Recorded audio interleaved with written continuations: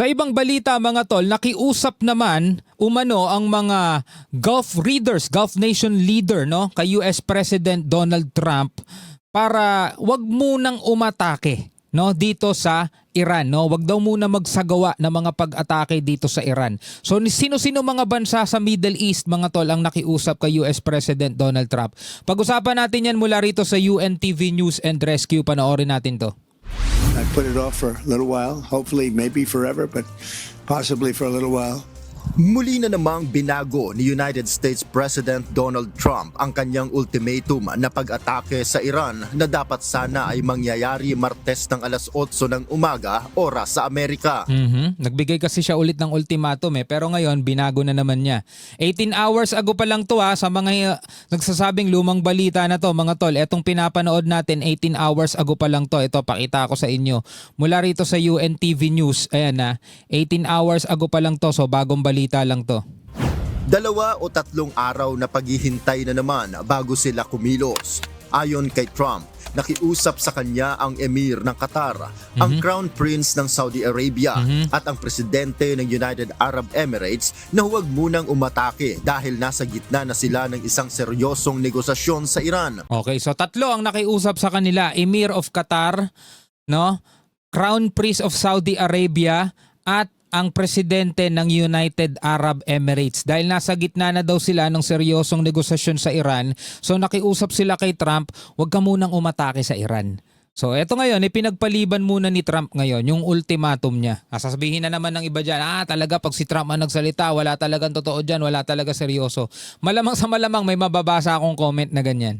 Na inaasahan nilang magkakaroon ng positibong resulta. I was asked by Saudi Arabia, Qatar, UAE, and some others if we could put it off for 2 or 3 days, a short period of time, because they think that they are getting very close to making a deal. And if we can do that where there's no nuclear weapon going into the hands of Iran, I think, and if they're satisfied, we will be probably satisfied also.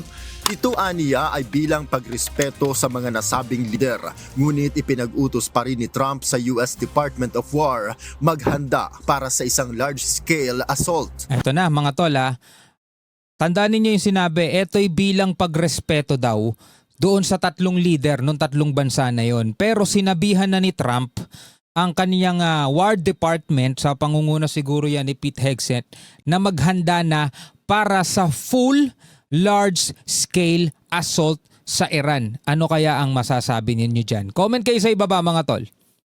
Tuloy natin to. Kasunod ng pahayag ni Trump, tumugon si Minister Abbas Araghchi at sinabing hindi tinatanggap ng Iran ang alok ng US na ititigil nito ang pagbomba sa Iran kung isusuko ng Iran ang nasa 400 kilograms na uranium supply nito. Oo, ito yung pinag-uusapan natin nung nakaraan di ba? Sabing ganon, tinatanggap na daw ni Trump na hihinto ang Iran sa paggawa ng kanilang nuclear o uranium enriched for the next 20 years. Pero dito, nireject ng Iran, Iran rejects the new US framework that conditions ending the war on Iran delivering 400 kg of enriched uranium to the US. Kasi ang gusto nga mangyari ng Amerika, dapat ilipat daw sa ibang bansa yung kanilang uranium, yung enriched uranium nila. Isang uranium facility lamang ang papayagang gumana at magtitira ito ng 25% na nasanctions laban sa Iran. Naninindigan si Araghchi na dapat munang ibalik ang lahat ng kanilang pondo, bayaran sila ng Amerika at tiyaking hindi na sila bobombahin ito bago simulan ang usapang nuklear. Sa isang panayam sa kanyang pagdalo sa BRICS Summit sa India kamakailan, malinaw ang pahayag ni Minister Araghchi. Hindi kailangan ng Iran ang anumang armas nuklear. Pinatunayan aniya nila ito nang lumagda sila sa kasunduan noong 2015. So ito yung sinasabi ng Iran, which is hindi naman pinapaniwalaan ng ibang bansa. Like for example, number 1, US at saka Israel, di ba? Sinasabi kasi nila na hindi pwedeng magkaroon ng nuclear weapon ng Iran. Pero ang sinasabi naman ng Iran, hindi namin kailangan yan. So bakit kami gagawa niyan? So ngayon, ang tanong, bakit sobrang taas na nung kanilang enriched uranium? Kung sabi nga ganun sa ibang report, sa ko ba napanood to? Sa News 5 ata yun. Dapat mga 10% lang pwede na yun para sa para sa civilian purposes. Pero ngayon kasi, nasa 60+% na mga tol yung kanilang enriched. May sinasabi pa nga yung ibang official sa Iran na pwede pa nilang paabutin ng 90%, which is sapat na yon mga tol para gamitin sa isang weapon, no? Iran has never wanted nuclear weapon, and we have proved that when we signed the deal in 2015, and we have said times and again that we don't want nuclear weapon, and this is not our policy.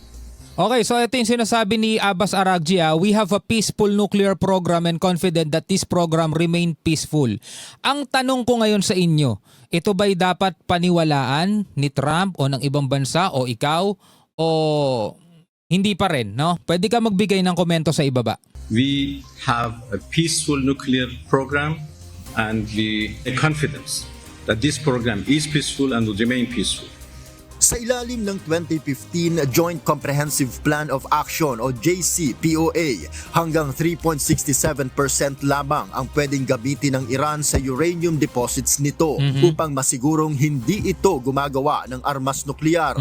May regular ding pagsusuri at pagbabantay ang International Atomic Energy Agency o IAEA sa Iran para tiyakin na mananatiling nasa peaceful level ang development ng Iran May nagbabantay naman pala. ng uranium.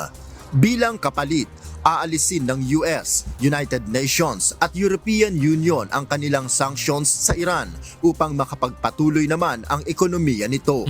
January 2016, nagsimula ang formal na implementasyon ng kasunduan matapos matiyak ng IAEA na sumusunod ang Iran sa kasunduan. Okay, Ngunit 2016 yun May 2018, kumalas ang Amerika sa kasunduan at nagpataw ng iba't ibang sanctions sa Iran Yun lang, 2018. na pumilay ng kanilang ekonomiya.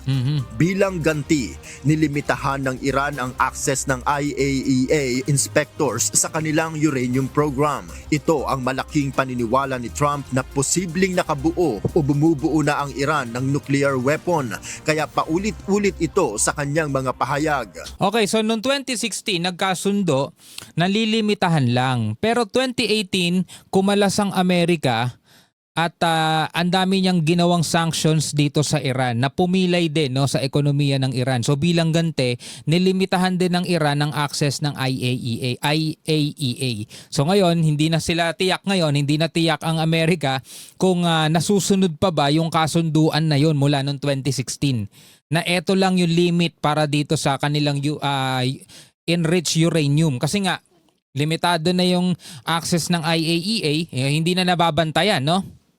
Not something I wanted to do, but we have no choice because we cannot let Iran have a nuclear weapon. Malinaw ang gusto ni Trump. Sumuko na lang ang Iran para matapos na ang gulo. Pero ayon kay Iranian President Masoud Pezeshkian naman, hindi pagsuko ang pakikipagdialogo at hindi nila isusuko ang kanilang dignidad at karapatan bilang isang bansa kung ito ang nais ng Amerika. Sa bagay mga tol, may punto rin naman. Hindi rin naman kasi basta-basta ganun kadaling sumuko. 'Di ba? Ilalagay ko kayo sa sitwasyon. Like for example, dito naman tayo sa West Philippine Sea. Sample lang 'di ba? Gustong kuhanin ng ibang bansa yung etong sinasabi nating sarili nating soberanya, West Philippine Sea, atin yan. Ngayon, biglang sasabihin halimbawa ng China, sumuko na lang kayo. 'Di ba? Parang ang daling pakinggan, ang daling gawin, pero mga tol, ang hirap tanggapin nun, basta-basta. So dito ngayon, naiintindihan natin kung bakit nagkakaroon ng ganitong hidwaan ngayon, kasi merong gustong magpasuko at merong ayaw sumuko. Kasi kung ikaw halimbawa ilalagay ka sa ganyang sitwasyon, isusuko mo na lang ba o hindi? Pwede ka magbigay ng iyong sariling komentaryo mga tol, mo? Comment ka na lang sa ibaba.